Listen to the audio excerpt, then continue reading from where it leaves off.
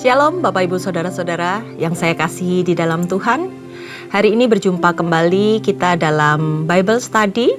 Hari ini kita akan melihat bagaimana Nehemia bertindak untuk melindungi kota dan apa-apa saja yang dia lakukan. Mari kita sama-sama bisa diberkati melalui firman Tuhan yang akan kita pelajari hari ini. Untuk itu sebelumnya mari kita tundukkan kepala kita. Kita mau mencari Tuhan, kita mau masuk lebih lagi di dalam hadirat Tuhan. Terima kasih Tuhan. Kami bersyukur Tuhan buat segala kebaikan.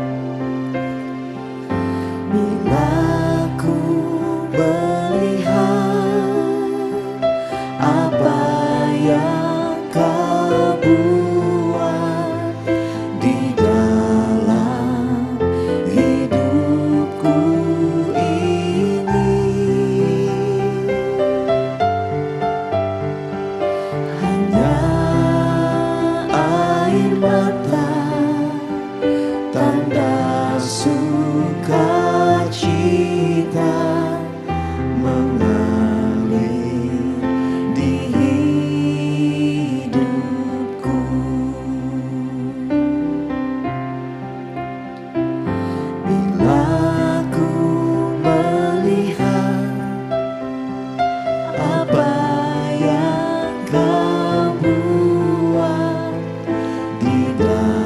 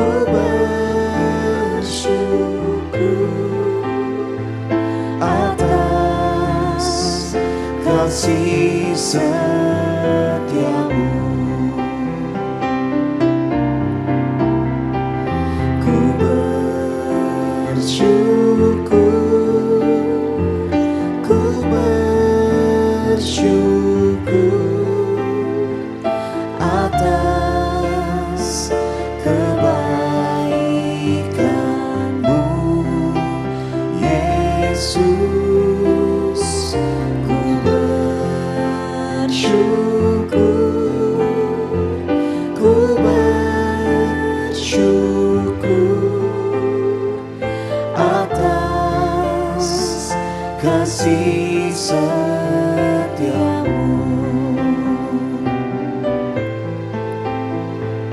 atas kasih setiamu, atas kasih setiamu.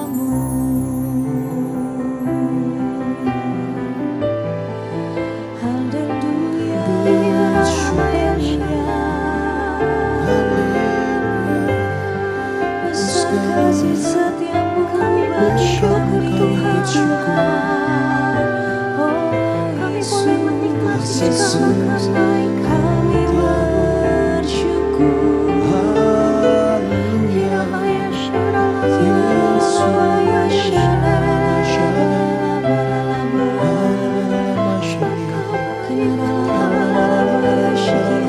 Dulu sekarang dan selamanya.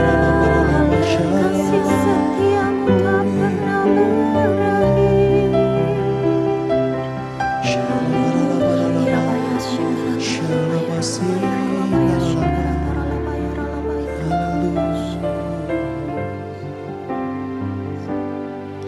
Kau Allah yang setia, Bapa yang mulia, kasih-Mu besar Tuhan. Kau pulihkan hidupku, Kaulah harapanku, hidupku dalam-Mu. Terima kasih Tuhan, Kau selamatkan hidupku. Dengan apa kan ku balas segala kebaikan-Mu? Segenap hatiku menyembah-Mu Yesus. Ku bersyukur padamu. Dengan apa kan ku balas segala kebaikan-Mu? Segenap hatiku menyembah-Mu Yesus. Ku bersyukur padamu selamanya.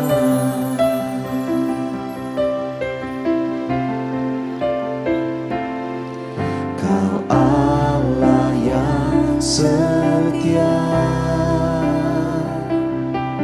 Bapa yang mulia, kasih-Mu besar Tuhan. Kau pulihkan hidupku, Kaulah harapanku, hidupku dalam-Mu. Terima kasih Tuhan, Kau selamatkan hidupku. Dengan apa kan ku balas segala kebaikan-Mu? Segenap hatiku menyembah-Mu Yesus. Ku bersyukur padamu. Dengan apa kan ku balas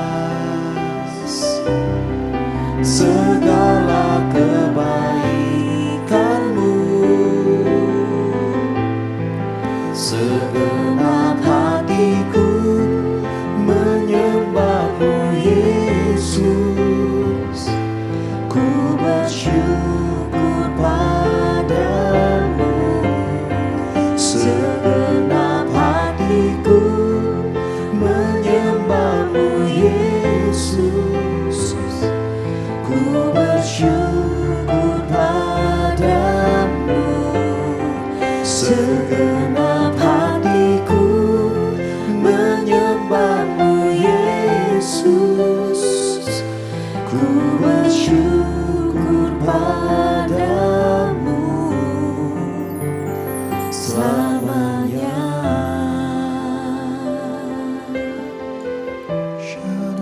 Kira baralaba ya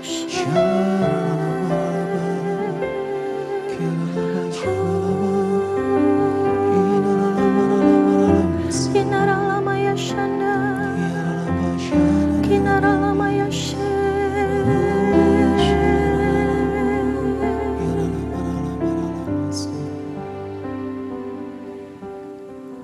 Biar dalam segenap hidup kami ya Tuhan, kami senantiasa menjadi penyembah yang berkenan di hadapan-Mu ya Tuhan. Engkau tahu setiap keberadaan kami, Engkau mempunyai rancangan-rancangan-Mu terhadap hidup kami ya Bapa. Biar melalui setiap apa yang kami pelajari ya Tuhan, kami bisa menerima rema yang daripada-Mu, kami bisa mengerti dan mengenal setiap jalan-jalan-Mu yang Kau nyatakan di sepanjang hidup kami. Mari Tuhan, perlengkapi kami yang gak ada apa-apanya ini dengan setiap perkataan firman-Mu dan buat kami mengerti untuk kami bisa menerapkannya di dalam kehidupan kami sehari-hari. Sehingga ketika kami Tuhan membaca firman Tuhan, tidak hanya sambil lalu seperti itu saja Tuhan, tetapi kami bisa memperoleh makna yang memiliki arti bagi hidup kami. Mari Tuhan berbicaralah melalui firman Tuhan pada hari ini. Hanya di dalam nama Tuhan Yesus, setiap yang percaya katakan amin. Oke saudara-saudara, hari ini kita akan membahas bersama-sama dari Nehemia 7. Nah, kalau kita lihat Nehemia 7 ini sangat panjang ya ayatnya, sampai ke 73, ayat yang ke-73. Cukup panjang, di mana perikopnya adalah tindakan-tindakan yang dilakukan oleh Yeremia untuk melindungi kota. Kemudian ada daftar orang yang kembali dari pembuangan. Nah, ini nanti akan membahas begitu banyak nama-nama dari bani-bani Israel, saudara-saudara. Tapi sebelumnya ketika saya membaca secara keseluruhan dari kitab Nehemia ini, saya menangkap suatu rema dari Tuhan tentang kepribadian dari seorang Nehemia. Kalau kita lihat bagaimana Tuhan membawa sosok Nehemia ini untuk bisa menjadi perantaranya Tuhan pada zaman bangsa Israel pada saat itu. Nah, kita melihat bagaimana kepribadian dari seorang anak Tuhan sehingga dia sampai sedemikian rupa dipercaya oleh Tuhan untuk bisa membangun kembali tembok Yerusalem yang tadinya sudah runtuh, bahkan membawa umat Israel kembali kepada jalan yang benar. Ini bukan sesuatu yang mudah, saudara-saudara. Ini perlu perjuangan. Nah, kalau di pasal yang sebelumnya kita lihat di ayat-ayatnya itu bagaimana Nehemia pun diancam ketika dia sudah berhasil mendirikan tembok Yerusalem tersebut, tapi dia tidak mengenal menyerah, saudara-saudara. Nah, dia merupakan orang yang benar-benar bisa menjaga hidupnya dengan benar sehingga dapat dipercaya, baik di dunia pada saat dia kerja maupun di hadapan Tuhan.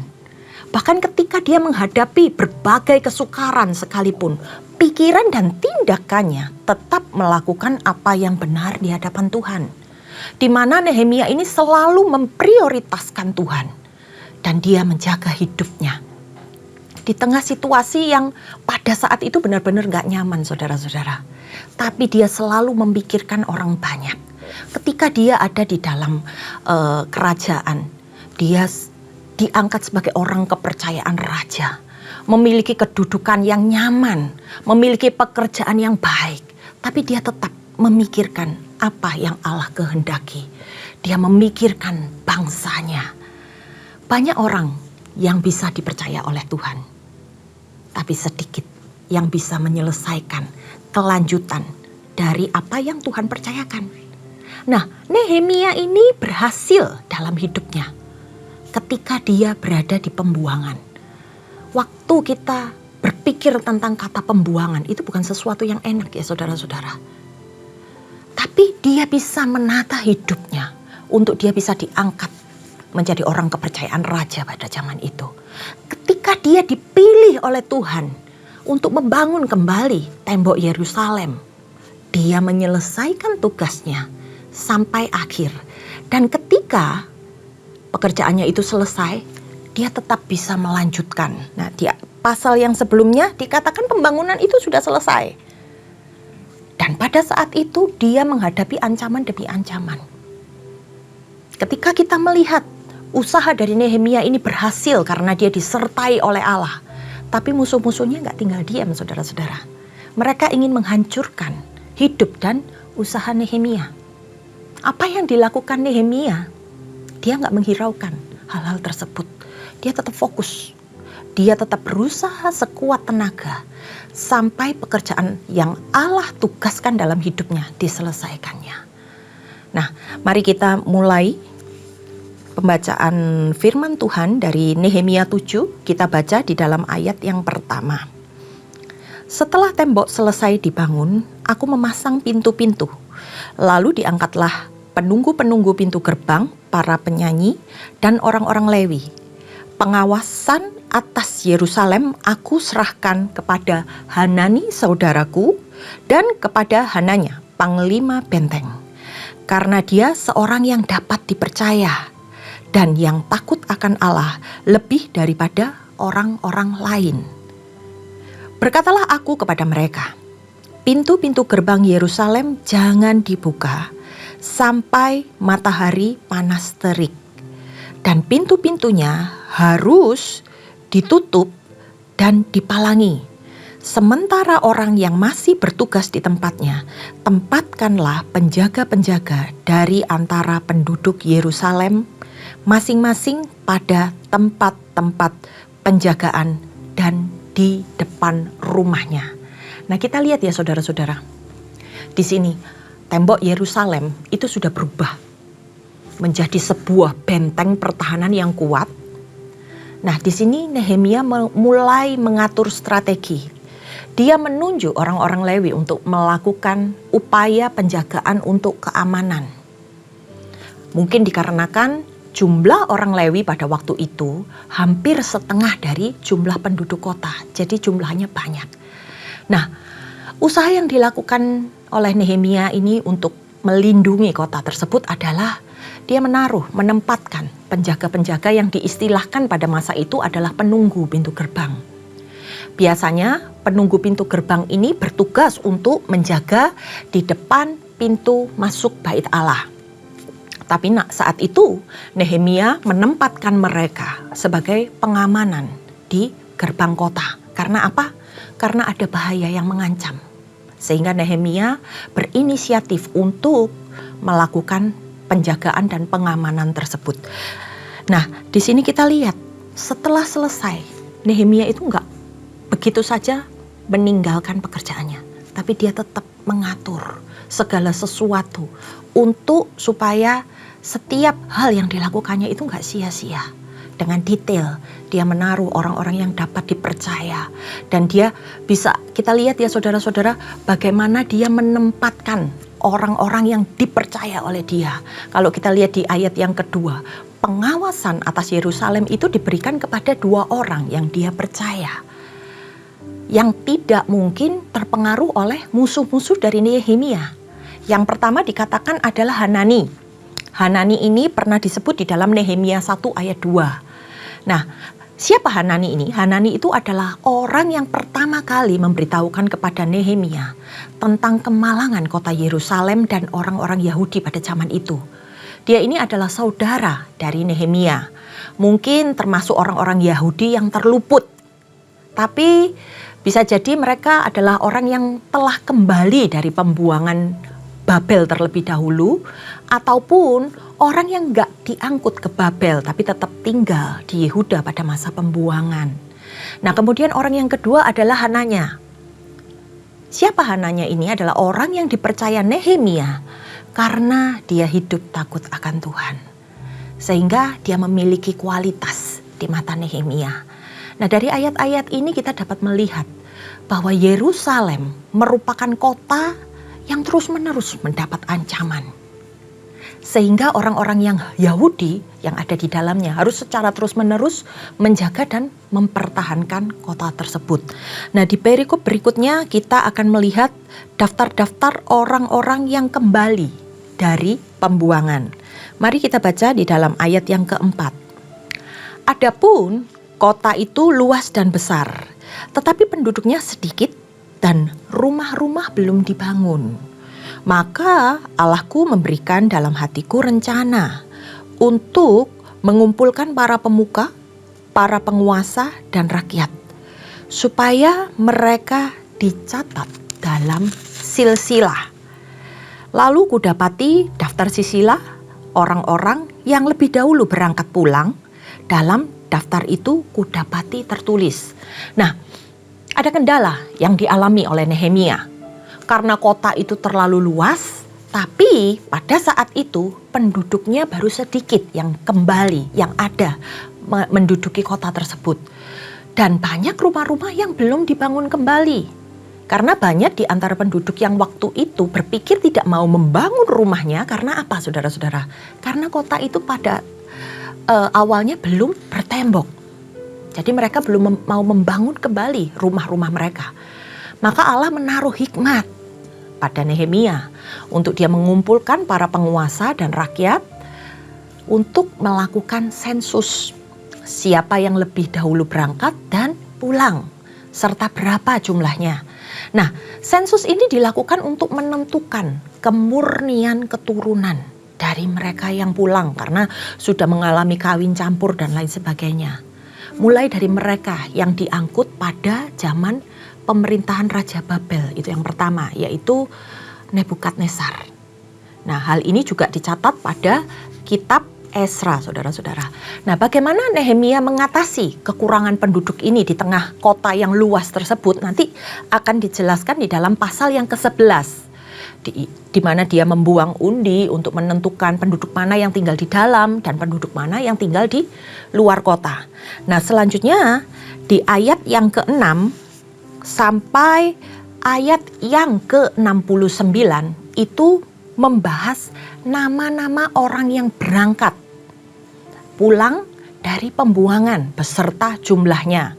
Mulai tadi di awal yang diangkut oleh Raja Nebukadnezar, yaitu dari orang-orang bangsa Israel, kemudian dari orang-orang Bethlehem, para imam, orang-orang Lewi, para penyanyi, para penunggu pintu gerbang, para budak di bait Allah, bahkan dicatat pula keturunan para hamba Salomo.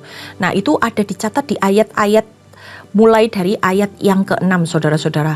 Ada dari Bani A, Bani B, Bani C, kemudian jumlah dari mereka yang kembali dan mereka yang pulang. Jadi di situ dicatat, disensus, saudara-saudara. Nah, kita lihat langsung pada ayat yang ke-61. Saya nggak bacakan satu persatu ya saudara-saudara karena isinya antara bani-bani, nama-nama dan jumlah-jumlah. Nah, kita langsung lompat di ayat yang ke-61. Inilah orang yang berangkat pulang dari Tel Melah, Tel Harsa, Kerub, Adon, dan Imer. Tetapi mereka tidak dapat menyatakan apakah kaum keluarga dan asal-usul mereka termasuk bangsa Israel. Jadi mereka nggak yakin, saudara-saudara. Kemudian Bani Delaya, Bani Tobia, Bani Nekoda, 642 orang. Dan dari antara para imam, Bani Habaya, Bani Hakos, Bani Barsilai. Barsilai itu memperistri seorang anak perempuan Barsilai orang Gilead itu. Dan sejak itu dinamai menurut nama keluarga itu. Mereka itu menyelidiki apakah nama mereka tercatat dalam silsilah. Tetapi karena itu tidak didapati, maka mereka dinyatakan tidak tahir untuk jabatan imam. Jadi sampai sedetil itu saudara-saudara, ketika mereka bisa masuk di dalam pencatatan, ketika mereka dikatakan keturunan murni bangsa Israel, mereka harus tahu asal usul mereka. Kalau tidak, mereka tidak boleh makan dari persembahan Maha Kudus. Bahkan sampai ada seorang imam yang bertindak dengan memegang Urim dan Tumim. Nah, seluruh jemaah itu bersama-sama ada 42.360 orang. Selain daripada budak mereka laki-laki dan perempuan yang berjumlah 70.337 orang. Pada mereka ada 245 penyanyi laki-laki dan perempuan. Mereka mempunyai 736 ekor kuda, 245 ekor bagal, 435 ekor unta, dan 6.720 ekor keledai. Banyak saudara-saudara kekayaan yang mereka dapatkan pada saat mereka ada di pembuangan. Nah, selanjutnya di ayat yang ke-70, sebagian dari kepala kaum keluarga memberi sumbangan untuk pekerjaan itu. Sedang kepala daerah memberi sumbangan untuk perbendaharaan 1.000 dirham emas, 50 buah bokor penyiraman, dan 530 helai kemeja imam. Pula beberapa kepala kaum keluarga memberi sumbangan untuk perbendaharaan pekerjaan itu, 20.000 dirham emas dan 2.200 mina perak. Jadi yang disumbangkan orang-orang lain adalah 20.000 dirham emas, 2.000 mina perak, dan 67 helai kemeja imam. Mereka semua datang saudara-saudara, mereka semua kembali dan tidak dengan tangan yang kosong. Mereka membawa sumbangan untuk pekerjaan itu. Ketika dalam pembuangan, sekalipun mereka juga merupakan orang-orang yang terbuang, tapi mereka tetap orang-orang yang diberkati oleh Allah. Sehingga pada waktu mereka pulang kembali, mereka juga bisa berpartisipasi untuk bisa memberikan sumbangan untuk pekerjaan Tuhan pada masa itu. Adapun para imam dan orang-orang Lewi, para penunggu pintu dan para penyanyi, juga sebagian dari rakyat, para budak di bait Allah, dan semua orang Israel yang lain menetap di kota-kota mereka. Nah, kitab Nehemia ini berakhir dengan suatu pembaharuan yang diadakan oleh satu orang pilihan Tuhan dan didukung oleh seluruh orang yang terpanggil untuk menyelesaikan pekerjaan Tuhan di sana.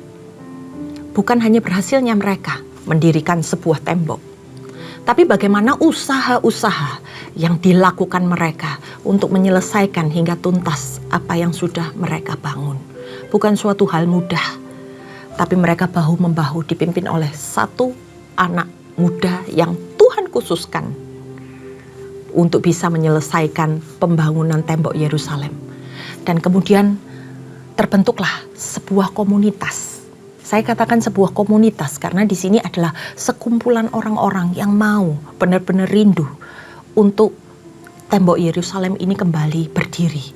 Dan untuk demi keamanan mereka yang ada di dalamnya, ada sebuah komunitas yang tetap setia menghidupi dan menjalankan kehendak Tuhan. Sekalipun tadinya mereka sudah tercerai-berai, tapi pada saat pengembalian atau pemulihan itu terjadi, di mana sebelumnya mereka sempat terhilang, ada sebuah restorasi, saudara-saudara.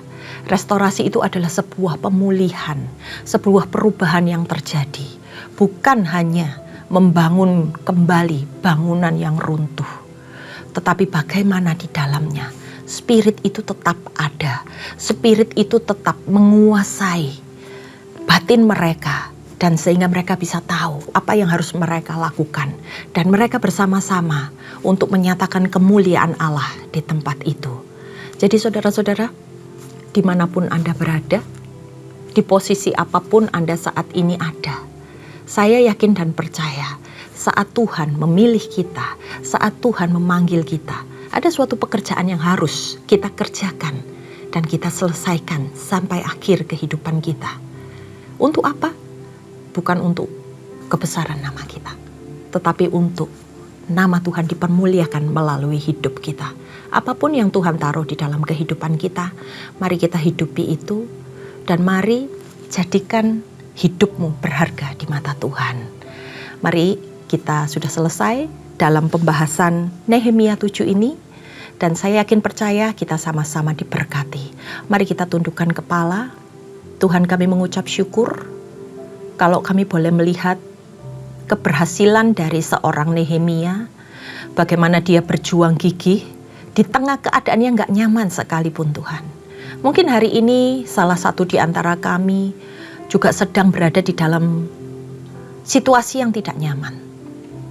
Tapi kami percaya ada Tuhan yang menyertai kami, ada Tuhan yang memimpin kami, ada Tuhan yang menaruh visi di dalam kehidupan kami dan memampukan kami untuk bisa menyelesaikan apa yang menjadi bagian kami. Izinkan kami ya Tuhan untuk menghidupi setiap firman-Mu ya Bapa. Dan biar ya Tuhan, yang keluar dari hidup kami ini adalah sesuatu yang indah di matanya Tuhan. Dan bisa menjadi berkat buat orang-orang yang ada di sekitar kami. Terima kasih ya Tuhan, saat ini kami telah selesai. Dan kami percaya firman-Mu itu tetap di dalam hati kami. Dan kami akan tetap menjadi pelaku firman-Mu. Hanya di dalam nama Tuhan Yesus Kristus. Haleluya. Amin. Terima kasih saudara-saudara dan sampai ketemu lagi di dalam sesi berikutnya. Tuhan Yesus memberkati.